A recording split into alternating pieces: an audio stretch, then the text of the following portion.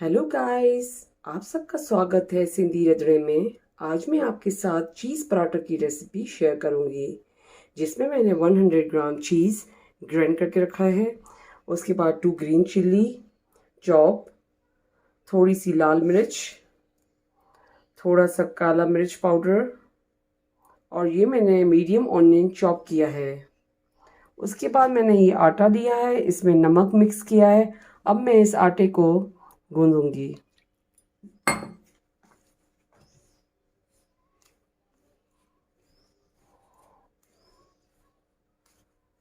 अब मैंने ये आटा गूंद लिया है और इसको हम 5 से 10 मिनट ऐसे ही रख देंगे।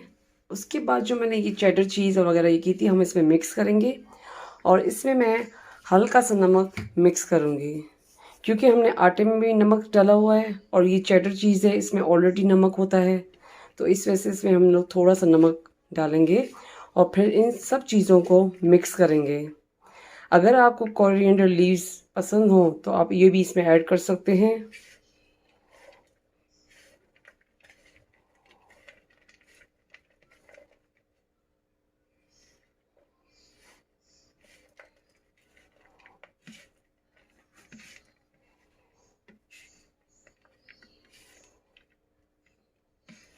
अब ये मैंने मसाला मिक्स कर लिया है।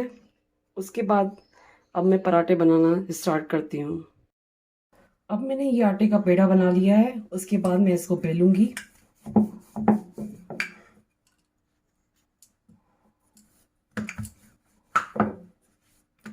इतना सा बेल के उसमें हमने जो चटर चीज़ का मिक्सचर बनाया था वो मैं इसमें ऐसे डालना है आपको। उसके बाद इसको ऐसे आपको बंद करना है स्लोली।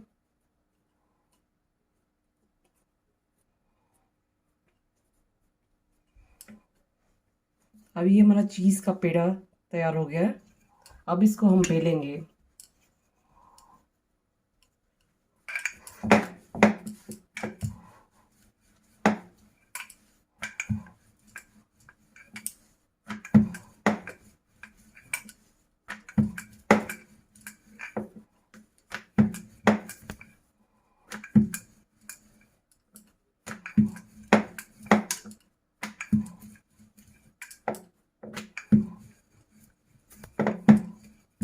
अब मैंने इसको बेल लिया है। अब हम इसको तवे पे डालेंगे।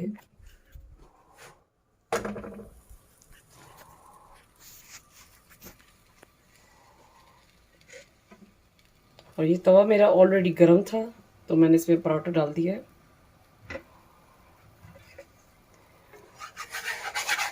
अब इसको हम साइड टर्न करेंगे।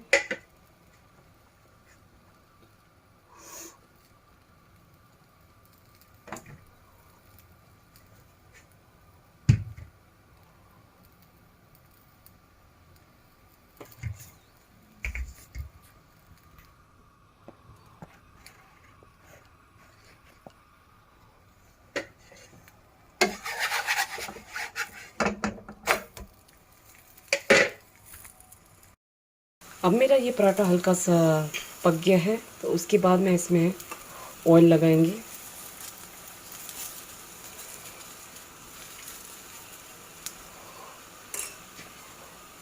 और जब पराठा पकाने के टाइम पे आपको फ्लेम मीडियम रखना है, क्योंकि स्लो फ्लेम पे पराठा अच्छे से पकता है।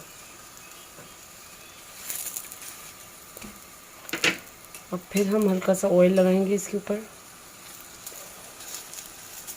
तो जितना आप इसको मीडियम या स्लो फ्लेम पे पकाएंगे ना, तो वो पराठा इतना इस क्रंची होता है। ये देखिए ना मेरा पराठा।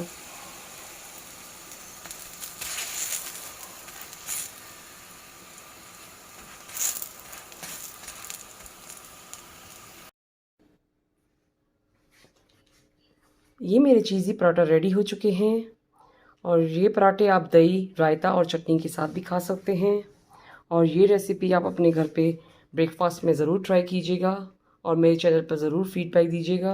उम्मीद है कि आपको मेरी रेसिपी पसंद आई होगी और आप मेरे चैनल को सब्सक्राइब, लाइक और शेयर करना नहीं भूलिएगा।